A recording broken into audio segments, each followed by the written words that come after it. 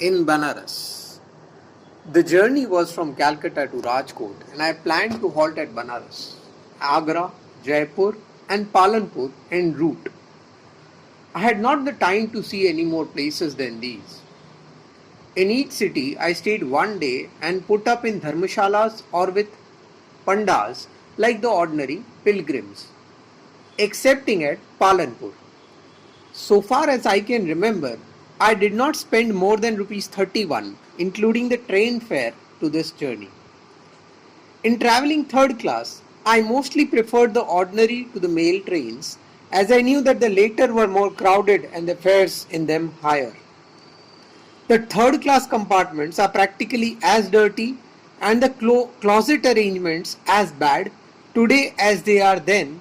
There may be a little improvement now, but the difference between the facilities provided for the first and the third classes is out of all proportion to the difference between the fares for the two classes. Third class passengers were treated like sheep and their comforts are sheep's comforts. In Europe, I travelled third and only once first, just to see what it was like, but there I noticed no such difference between the first and third classes. In South Africa, third class passengers are mostly Negroes, yet the third class comforts are better there than here. In parts of South Africa, third class compartments are provided with sleeping accommodation and cushioned seats. The accommodation is also regulated, so as to prevent overcrowding, whereas here I have found the regulation limit usually exceeded. The indifference of the railway authorities to the comforts of the third class passengers, combined with the dirty and the inconsiderate habits of the passengers themselves, makes third class travelling a trial for a passenger of cleanly ways. These unpleasant habits commonly include throwing of rubbish on the floor of the compartment, smoking at all hours and in all places, betel and tobacco chewing, converting of the whole carriage into a spittoon, shouting and yelling and using foul language, regardless of the convenience or comfort of the fellow passengers. I have noticed little difference between my experience of the third class travelling in 1902 and that of my unbroken third class tours from 1915 to 1919.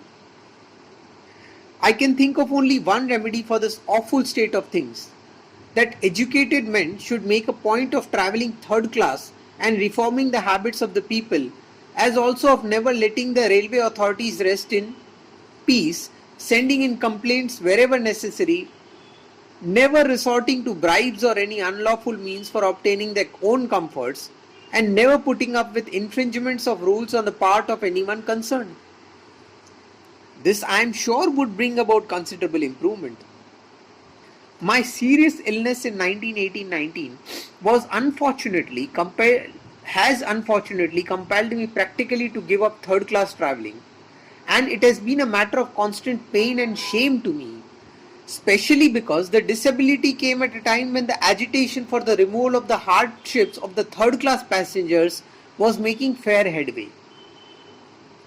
The hardships of poor railway and steamship passengers, accentuated by their bad habits, their undue facilities allowed by the government to foreign trade, and such other things, make an important group of subjects worthy to be taken up by one or two enterprising workers who could devote their full time to it. But I shall leave the third class passengers at that and come to my experience in Benaras. I arrived there in the morning. I decided to put up with a panda. Numerous Brahmins surrounded me as soon as I got out of the train, and I selected one who struck me to be comparatively cleaner and better than the rest. It proved to be a good choice. There was a cow in the courtyard of his house and an upper story where I was given a lodging. I did not want to have any food without ablution in the Ganges in the proper orthodox manner. The panda made preparations for it. I told him beforehand that on no account could I give him more than a rupee and 4 annas as dakshina, and that he should therefore keep this in mind while making the preparations. He readily assented. Be the pilgrim rich or poor, said he, the service is the same in every case. But the amount of dakshina we receive depends upon the will and the ability of the pilgrim. I did not find that he at all abridged the usual formalities in my case. The puja was over at 12 o'clock and I went to the Kashi Vishwanath temple for darshan. I was deeply pained by what I saw there. When practicing as a barrister in Bombay in 1891, I had an occasion to attend a lecture on the pilgrim of Kashi in the Prarthana Samaj hall. I was therefore prepared for some measure of disappointment, but the actual disappointment was greater than I had bargained for. The approach was through a narrow and slippery lane. Quiet there was none. The swarming flies and the noise made by the shopkeepers and pilgrims were perfectly insufferable. Where one expected an atmosphere of meditation and communion, it was conspicuous by its absence. One had to seek that atmosphere in oneself. I did observe devout sisters who were absorbed in meditation, entirely unconscious of the environment, but for this the authorities of the temple could scarcely claim any credit. The authorities should be responsible for creating and maintaining about the temple a pure, sweet and serene atmosphere, physical as well as moral. Instead of this, I found a bazaar where cunning shopkeepers were selling sweets and toys of the latest fashion. When I reached the temple, I was greeted at the entrance by a stinking mass of rotten flowers. The floor was paved with fine marble, which was however broken by some devotee innocent of aesthetic taste, who had set it with rupees, serving as an excellent receptacle for dirt. I went near the Gyanvapi, well of knowledge. I searched here for God but failed to find him. I was not therefore in a particular good mood. The surroundings of the place too I found to be too dirty. I had no mind to give any dakshina, so I offered a pie. The panda in charge got angry and threw away the pie. He swore at me and said, "This insult will take you straight to hell." This did not perturb me. "Maharaj," said I, "whatever fate has in store for me, it does not behove one of your class to indulge in such language. You may take this pie if you like, or you will lose that too." "Go away," he replied. "I don't care of your pie," and then followed a further volley of abuse. I took up the pie and went my way, flattering myself that the Brahman had lost a pie and I had saved one. But the Maharaj was hardly the man to let the pie go.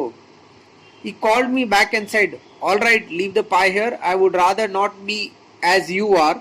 If I refuse your pie, it will be bad for you." I silently gave him the pie and with a sigh went away.